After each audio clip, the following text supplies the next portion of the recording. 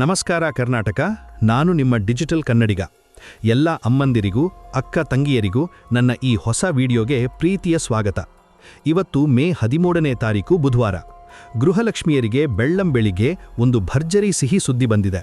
ಹೌದು ಸ್ನೇಹಿತರೆ, ರಾಜ್ಯದ ಲಕ್ಷಾಂತರ ಮಹಿಳೆಯರು ಕಾತರದಿಂದ ಕಾಯುತ್ತಿದ್ದ ಗೃಹಲಕ್ಷ್ಮಿ ಯೋಜನೆಯ 31ನೇ ಕಂತಿನ ಹಣ ಕೊನೆಗೂ ನಿಮ್ಮ ಖಾತೆಗಳಿಗೆ ಜಮಾ ಆಗೋದಿಕ್ಕೆ ಪ್ರಾರಂಭವಾಗಿದೆ.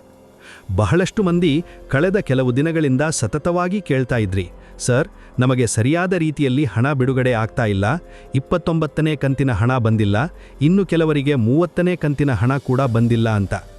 ಇವತ್ತಿನ ಈ ವಿಡಿಯೋದಲ್ಲಿ ನಾನು ನಿಮಗೆ ಕಂಪ್ಲೀಟ್ ಮಾಹಿತಿ ಕೊಡ್ತೀನಿ. ಯಾರು ಕಾಯ್ತಾ ಇದ್ರೋ ಅವರಿಗೆ ಗುಡ್ ನ್ಯೂಸ್ ಏನಪ್ಪಾ ಅಂದ್ರೆ, ಈಗ ಪೆಂಡಿಂಗ್ ಇದ್ದ ಹಣದ ಜೊತೆಗೆ 31ನೇ ಕಂತಿನ ಹಣ ಕೂಡ ನಿಮ್ಮ ಖಾತೆಗಳಿಗೆ ಜಮಾ ಆಗ್ತಾ ಇದೆ. ಅಂದರೆ ಕೆಲವರಿಗೆ ಒಟ್ಟಿಗೆ 2 ಅಥವಾ 3 ಕಂತಿನ ಹಣ ಅಂದರೆ 4,000ದಿಂದ 6,000 ರೂಪಾಯಿವರೆಗೂ ಹಣ ಖಾತೆಗೆ ಬರುವ ಸಾಧ್ಯತೆ ಇದೆ.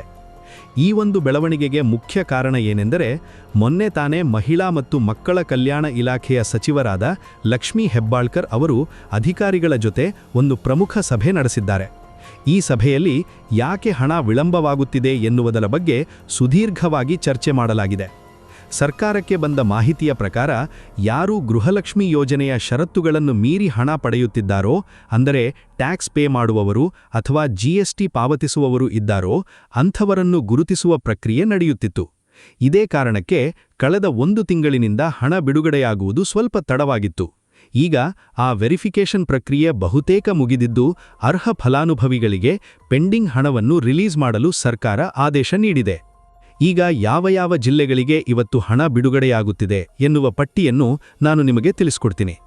ಬಾಗಲಕೋಟೆ ಜಿಲ್ಲೆ, ಹಾವೇರಿ, ಬೆಂಗಳೂರು ನಗರ ಮತ್ತು ಬೆಂಗಳೂರು ಗ್ರಾಮಾಂತರ, ಕೊಡಗು, ಬೆಳಗಾವಿ, ಕೋಲಾರ, ಕೊಪ್ಪಳ, ಬೀದರ್, ಮಂಡ್ಯ, ವಿಜಯಪುರ, ಮೈಸೂರು, ದಕ್ಷಿಣ ಕನ್ನಡ, ಉಡುಪಿ, ದಾವಣಗೆರೆ, ಉತ್ತರ ಕನ್ನಡ, ಧಾರವಾಡ, ಯಾದಗಿರಿ, ಗದಗ್, ಬಳ್ಳಾರಿ, ಕಲಬುರ್ಗಿ, ವಿಜಯನಗರ ಹಾಗೂ ಹಾಸನ ಜಿಲ್ಲೆಗಳಲ್ಲಿ ಇವತ್ತು ಹಣ ಜಮಾ ಆಗುವ ಪ್ರಕ್ರಿಯೆ ಚುರುಕಾಗಿದೆ.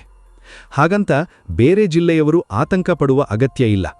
ರಾಜ್ಯ ಸರ್ಕಾರ ಹೇಳುವ ಪ್ರಕಾರ ಫಲಾನುಭವಿಗಳ ಸಂಖ್ಯೆ ಕೋಟಿಗಟ್ಟಲೆ ಇರುವುದರಿಂದ ಎಲ್ಲರಿಗೂ ಒಂದೇ ಸೆಕೆಂಡ್ನಲ್ಲಿ ಹಣ ವರ್ಗಾವಣೆ ಮಾಡುವುದು ತಾಂತ್ರಿಕವಾಗಿ ಕಷ್ಟವಾಗುತ್ತದೆ. ಅದಕ್ಕಾಗಿಯೇ ಹಂತವಾಗಿ ಒಂದೊಂದು ಜಿಲ್ಲೆಯಂತೆ ಹಣ ಬಿಡುಗಡೆ ಮಾಡುತ್ತಿದ್ದಾರೆ. ಒಂದು ವೇಳೆ ನಿಮ್ಮ ಪಕ್ಕದ ಮನೆಯವರಿಗೆ ಹಣ ಬಂದು ನಿಮಗೆ ಬಂದಿಲ್ಲ ಅಂದರೆ ನೀವು ಗಾಬರಿಯಾಗಬೇಡಿ. ನಿಮ್ಮ ಡಾಕ್ಯುಮೆಂಟ್ ಸರಿಯಾಗಿದ್ದರೆ ಮುಂದಿನ 24ರಿಂದ 48 ಗಂಟೆಗಳೊಳಗೆ ನಿಮ್ಮ ಮೊಬೈಲ್ಗೆ ಮೆಸೇಜ್ ಬಂದೇ ಬರುತ್ತೆ. ಇನ್ನೊಂದು ಮುಖ್ಯವಾದ ವಿಷಯ ಏನಂದ್ರೆ, 29 ಮತ್ತು 30ನೇ ಕಂತಿನ ಹಣ ಯಾರಿಗೆ ಬಂದಿರಲಿಲ್ವೋ ಅಂಥವರು ಇವತ್ತು ಖಂಡಿತವಾಗಿಯೂ ತಮ್ಮ ಬ್ಯಾಂಕ್ ಬ್ಯಾಲೆನ್ಸ್ ಚೆಕ್ ಮಾಡಿಕೊಳ್ಳಿ. ಯಾಕಂದ್ರೆ ಸರ್ಕಾರ ಈಗ ಪೆಂಡಿಂಗ್ ಇಟ್ಟುಕೊಳ್ಳದೆ ಹಳೆಯ ಬಾಕಿ ಹಣವನ್ನು ಕೂಡ ಸೇರಿಸಿ ಹಣ ಕಳುಹಿಸ್ತಿದೆ. ನೀವು ಮಾಡಬೇಕಿರೋದಿಷ್ಟೇ, ನಿಮ್ಮ ಆಧಾರ್ ಲಿಂಕ್ ಆಗಿರುವ ಬ್ಯಾಂಕ್ ಖಾತೆಯನ್ನು ಸರಿಯಾಗಿ ಇಟ್ಟುಕೊಳ್ಳಿ ಮತ್ತು KYC ಮಾಡಿಸದಿದ್ದರೆ ತಕ್ಷಣ ಮಾಡಿಸಿಕೊಳ್ಳಿ. ರಾಜ್ಯ ಸರ್ಕಾರ ಈ ಗ್ಯಾರಂಟಿ ಯೋಜನೆಗಳನ್ನು ಯಾವುದೇ ಕಾರಣಕ್ಕೂ ನಿಲ್ಲಿಸುವುದಿಲ್ಲ ಎಂದು ಈಗಾಗಲೇ ಸ್ಪಷ್ಟಪಡಿಸಿದೆ. ಆದ್ದರಿಂದ ಹಣ ಬರುವುದಿಲ್ಲ ಎನ್ನುವ ವದಂತಿಗಳಿಗೆ ಕಿವಿಗೊಡಬೇಡಿ.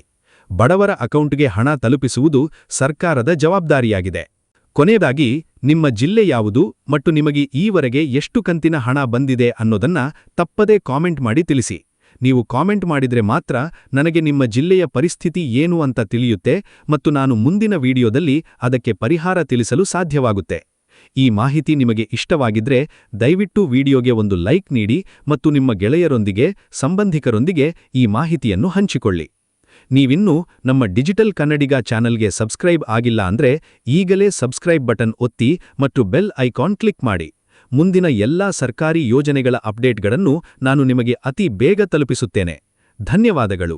ಶುಭ ದಿನ.